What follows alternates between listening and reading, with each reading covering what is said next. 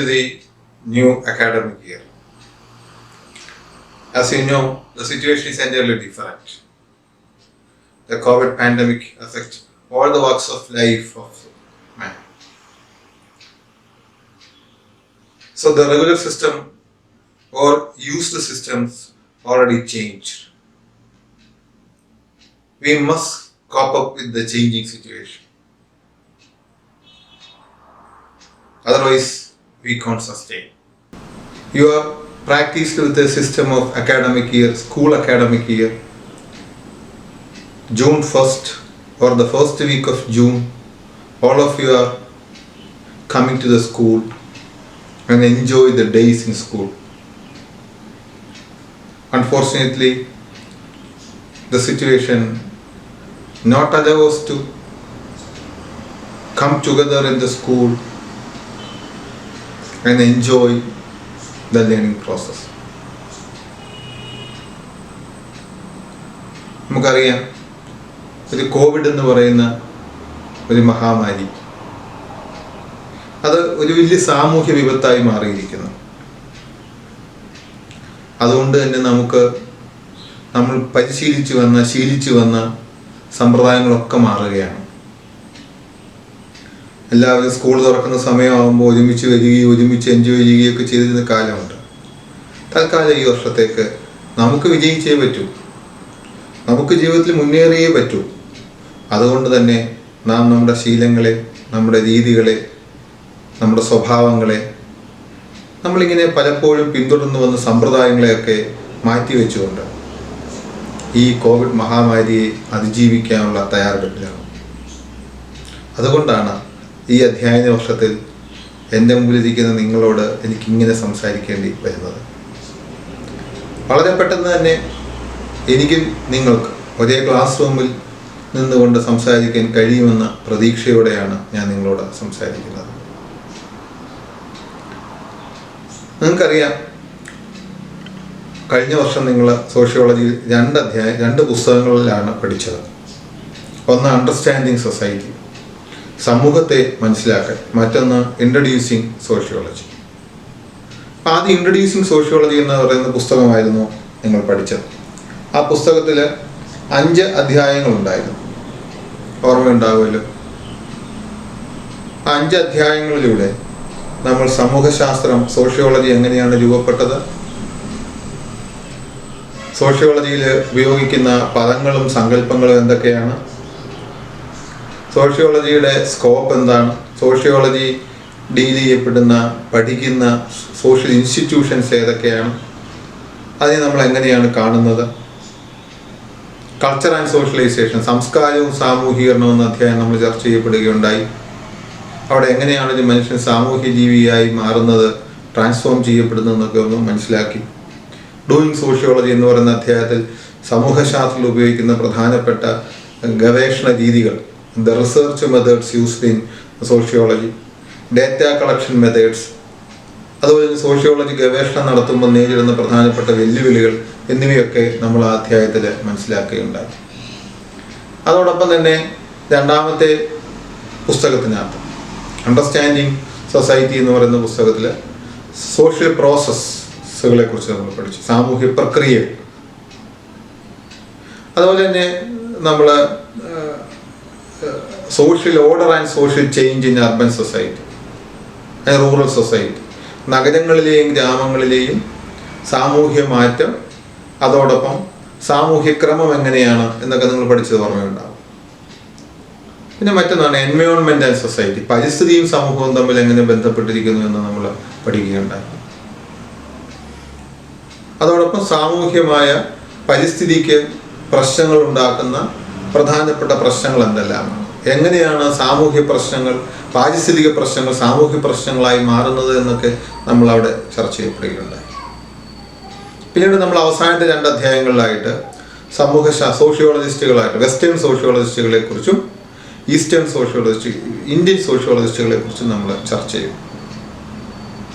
Call Marx, Emile Durkheim, Max Weber തുടങ്ങിയ ആളുകളെ കുറിച്ച് നമ്മൾ ചർച്ച ചെയ്തു. ഇന്ത്യൻ സോഷ്യോളജിസ്റ്റുകളായ M N Srinivas, A R Desai, GS Ghurye തുടങ്ങിയ ആളുകളുടെ സംഭാവനകളെ കുറിച്ച് നമ്മൾ കൂടുതലായിട്ട് ചർച്ച ചെയ്യുന്നുണ്ടായി. അപ്പോൾ കഴിഞ്ഞ വർഷം നമ്മൾ 2 പുസ്തകങ്ങളിലായിട്ട് സമൂഹശാസ്ത്രം സോഷ്യോളജി എന്ന് പറയുന്ന പുതിയ ഒരു ശാസ്ത്രത്തെ നമ്മൾ മനസ്സിലാക്കാനായിട്ട് ശ്രമിച്ചു. അതെങ്ങനെയാണ് വിഷയങ്ങളെ നോക്കിക്കാണുന്നതെന്ന് ചർച്ച ചെയ്യാനായിട്ട് ശ്രമിച്ചു. ഇവിടെ പ്രത്യേകമായിട്ട് നമ്മൾ കണ്ട 2 പെർസ്പെക്റ്റീവിലായിരുന്നു മുഴുവൻ സാമൂഹ്യ സങ്കല്പങ്ങളെയും സോഷ്യൽ കോൺസെപ്റ്റുകളെയും നമ്മൾ മനസ്സിലാക്കാൻ ശ്രമിച്ചത്.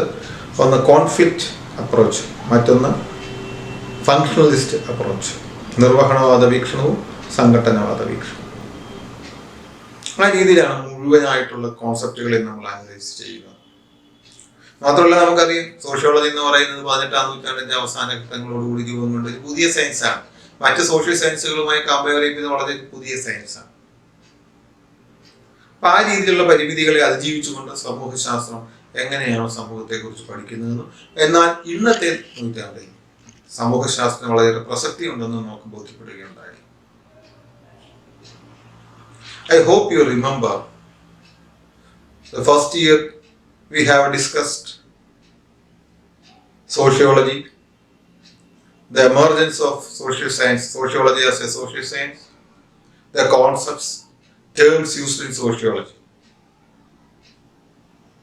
In the text introducing sociology, in 5 chapters we have discussed 5 units. In the second text, understanding society, through 5 units we discussed social process, environment and society, social change, Western sociologist and Indian sociologist. Both these texts mainly concern how to deal sociology in the society. What is the approach of sociology about its subject matter as society? What is the scope of sociology? How we deal different issues in society? There are 2 main approaches we have discussed last year: the functionalist approach and conflict approach. As we know, sociology is a new science compared with other social sciences. It was emerged only the last decade of 18th century. So it has its own limitations. But it scientifically discussed social issues and social change. Second ഇയറിൽ നമുക്ക് 2 പുസ്തകങ്ങളാണുള്ളത്. ഒന്ന് Indian society, രണ്ടാമത്തെ പുസ്തകം social change and development in India. പുസ്തകത്തിന്റെ പേര് കേട്ടപ്പോൾ നിങ്ങൾക്ക് മനസ്സിലായിട്ടുണ്ടാകും. Indian സമൂഹത്തെ സോഷ്യോളജിക്കലായിട്ട് പഠിക്കുകയാണ് നമ്മുടെ ലക്ഷ്യം. ഇന്ത്യൻ സമൂഹത്തിന്റെ സാമൂഹ്യ ഘടന, സോഷ്യൽ സ്ട്രക്ചർ, ഇന്ത്യയിലെ സോഷ്യൽ ഇൻസ്റ്റിറ്റ്യൂഷൻ, സാമൂഹ്യ സ്ഥാപനങ്ങൾ, ഇന്ത്യയിലെ മാർക്കറ്റ് സിസ്റ്റം, ഇങ്ങനെ ഇവയെക്കുറിച്ച് പഠിക്കുകയാണ് ഒരു പുസ്തകത്തിൽ.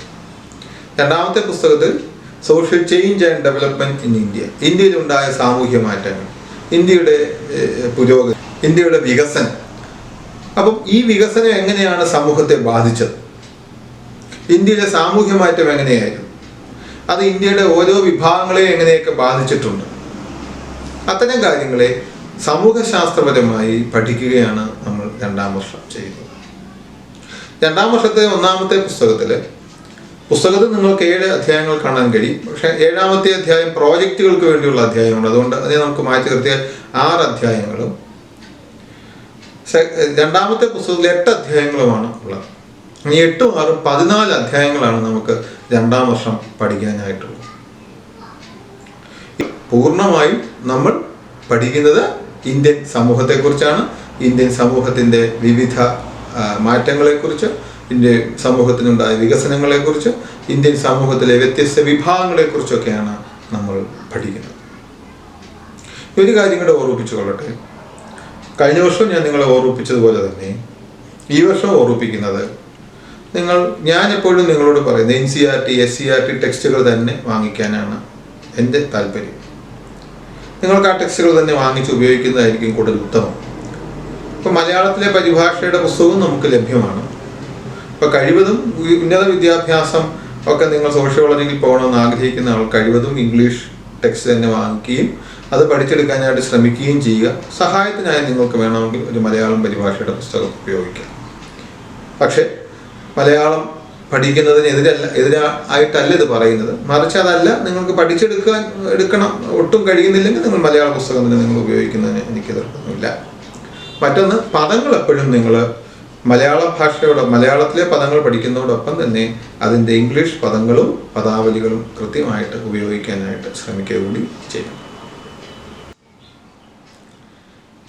The second year we have two texts, Indian Society, and second text is Social Change and Development in India. A total of 14 chapters in these two texts.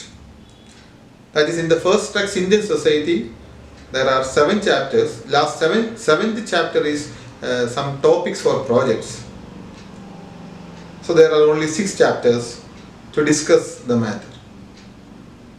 And the second text, we have 8 chapters. In all these chapters, we are discussing Indian society, its social structure, social institutions, and social change in India, and social development in India. There are various segments, various sectors, various divisions, a caste system, tribal community like speciality, the secularism like phenomena. So, in both these texts are concentrated on Indian society, and we will discuss all these based on sociological perspective, that is a scientific way.